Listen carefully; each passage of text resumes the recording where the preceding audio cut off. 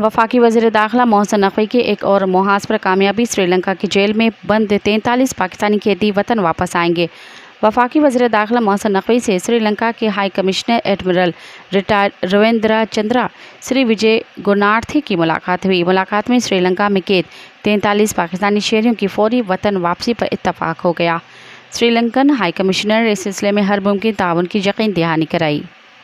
वफाकी वज़ीर दाखिला ने कैदियों की वतन वापसी के लिए ताउन पर श्रीलंकन हाई कमिश्नर का शुक्रिया अदा किया। वफाकी वज़ीर दाखिला मोहसिन नकवी ने कहा कि पाकिस्तानी कैदियों को मुल्क वापसी के लिए इंतजामात को चंद रोज़ में हतमी शक्ल दे दी जाएगी।